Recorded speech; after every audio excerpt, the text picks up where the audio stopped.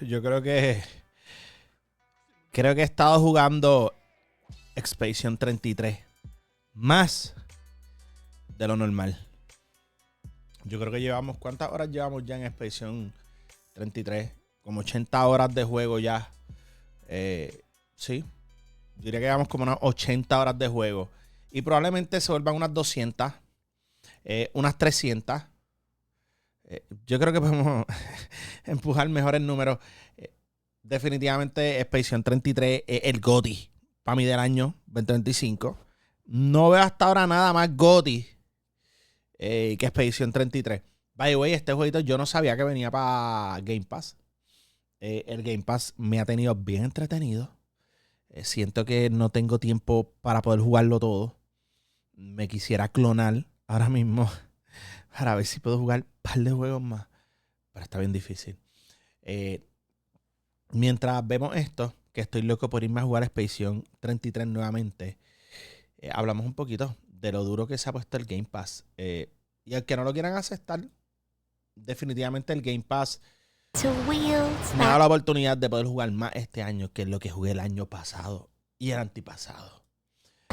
By the way, esto parece un Souls game. In a space as crowded as the Souls-like genre, it can be difficult to stand out. But after 2 hours with the uber-difficult Wuchang Fallen Feathers, it seems the folks at Lean Z Games may be onto something. Taking place in a magical reimagining of dynastic China, you play a pirate warrior who has some serious moves. ¿Cuántos Souls games han salido ya este año? Spells, an arsenal of weapons and potent movesets, and an año pasado, ¿cuántos Souls games habrán salido? Involved than your typical action-adventure game. Okay. This makes for an adventure where, more often than not, I felt like the scary badass the rest of the world should be afraid of, rather than the other way around. Of course, the upper limit on just how much I could make myself feel like an overpowered Dynasty Warriors character was my own skill.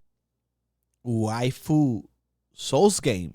Esto es un waifu Souls game. ¿Cuántos Souls game vamos ya este año? Level and understanding of Wuchang's extremely complex systems, which I could only dive so deep with during my limited demo. But what I've seen so far has me quite optimistic. Impressive skills. I didn't even hear you approach. Judging by your attire, I take it you're not from around these parts, are you? The main way Wuchang Fallen Feathers seems to differentiate itself from its peers is that here, instead of a few basic sword moves, a handful of meager spells and abilities, and a tiny health bar, you're given a pretty extensive toolkit of formidable tools to play with. Each weapon allows you to unleash unique flurries of attacks that send you soaring into the air, darting across the map, and performing insane feats of dexterity that are far beyond what's possible in most Souls-likes. It got to the point where I felt like the area boss stomping my... En verdad, después de jugar Expedition 33 y ver esto, enemies flat, rather than a scared, cautious adventurer facing incredible Vamos a darle un try.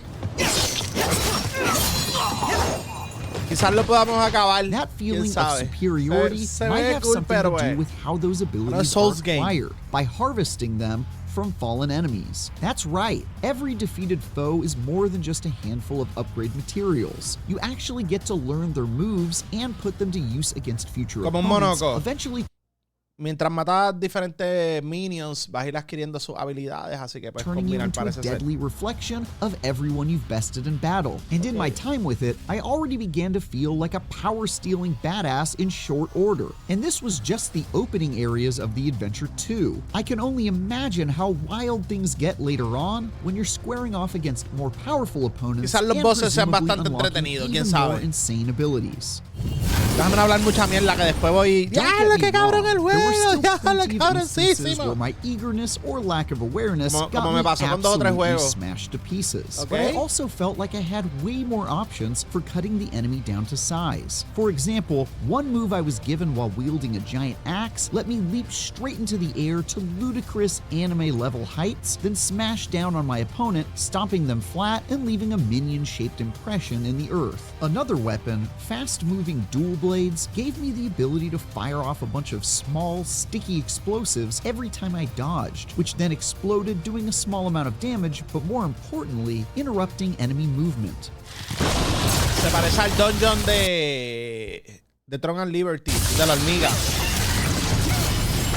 These abilities and weapon combos, combined with spells that let me do things like fire off a deadly disc of fire, allowed me to play much more aggressively than I'm accustomed to. And it's clear there's just a whole lot more to learn with Wuchang in general. I didn't have nearly enough time to fully wrap my mind around the various skill trees, ability customization options that let me alter how my weapons function, and spellcasting system, but it's clear this borrows quite a bit from RPGs and will need to be thought through if you want to max out your levels of badassery. That will be pretty helpful to do too, because of the two bosses I took on in Wuchang.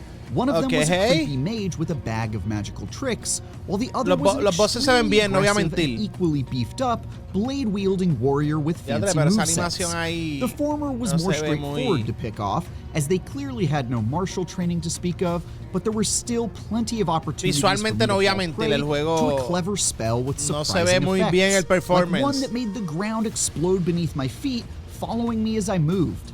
As for the bladed warrior, she took significantly more time to fell, as I learned her quick, convoluted attack patterns and mastered the timing for parrying her attacks, especially in the second half of the fight, when each swipe of her blade sent out massive gusts. Yo estoy viendo estos boss fight y yo sabía que iba a tener problemas en los próximos gameplays que fuera a ver este año. Después de jugar la Expedición 33 y disfrutar de ese clase de juegazo, ¿sabes? Visualmente, ese banquete visual, diantre, colores, concept art, diseño, voces, música. Imagínense.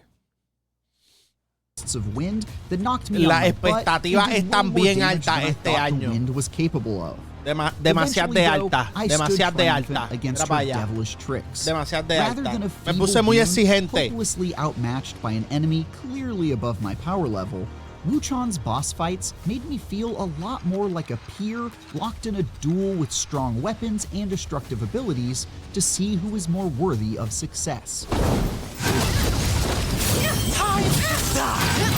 If there's one part I didn't get a completely strong read on, it's Wuchang's story, which centers on a disease spreading throughout the lands that drives people mad and makes them sprout feathers. I didn't see enough to say whether or not this is likely to go the distance, but I will say that I've lost count of the number of Souls-likes in the past few years that have leaned on that incredibly tired trope. I get that having a disease that turns people into monsters offers a pretty easy reason to make everything in the world want to kill you, which is very helpful in this kind of game. But man, am I ever tired of seeing it. I'd really like to see Wuchang break free from some of the story cliches in the same way it seems to be switching things up when it comes to combat style.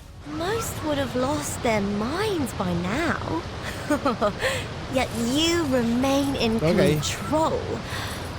Fascinating. Nice storytelling. It's also worth noting just how visually impressive Wuchang is, which is by no means the norm for the genre. Even if I was dying half a dozen times to the same boss, or lost among a sea of disgusting mutated enemies, I was at least able to content myself with how downright gorgeous everything looked, ruined and deeply troubling as the world was. That said, I did notice somewhat long load times after each humiliating defeat that respawned me back at the checkpoint, and I have to wonder how much of that hang time is owed to the world and characters looking so dang good. In fairness, there's very little chance this thing's been optimized enough to be representative of the final product. But since I was playing on a PC that seemed fairly powerful, it's definitely something I'm going to want to keep an eye on as I check out future builds. Hey!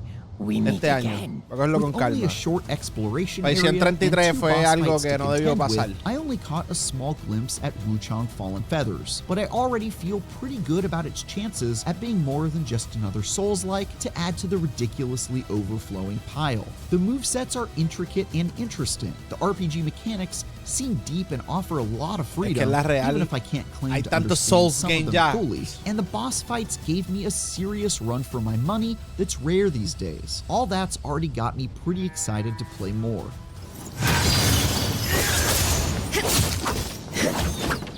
For more, check out our recent previews of 4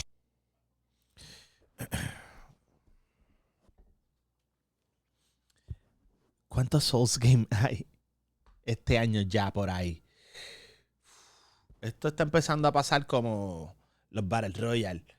Llegó un momento que salió tanto Battle Royale que ya no era entretenido jugar Battle Royales. Dejó de ser entretenido.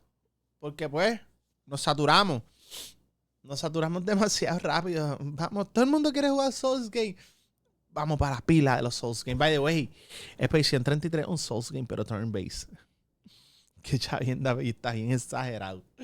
Otro Souls Game para el corillo. By the way, esto viene para Game Pass. Vamos a jugarlo. ¿Por qué no? ¿A quién le afecta? Yo se los dije. Este 2025, el Game Pass simple y sencillamente me va a tener jugando tantos juegos que siento que necesito literalmente clonarme para poder jugar más. ¿Sabes? Apenas no termino Expedición 33. Voy para casi 100 horas ya mismo. Y sigue saliendo juegos. Vamos a seguir viendo un par de cositas por ahí. A ver qué es la que hay. No olviden. Me pueden seguir donde Facebook, Instagram, YouTube, TikTok, Twitter, X, para que vean todo, vacilen con nosotros. Sean parte del journey. Y hay otra cosa más de Wuchang. Así que nada, vamos a seguir viendo por ahí lo próximo que hay de Wuchang. A ver qué es la que hay. Y by the way, Raiders. Quiero ver algo también que dicen que está súper exagerado. El mejor extraction que va a haber. Mejor que Marathon.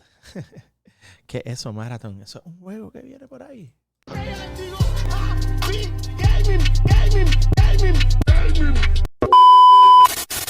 That's one small step for man, one giant leap for mankind.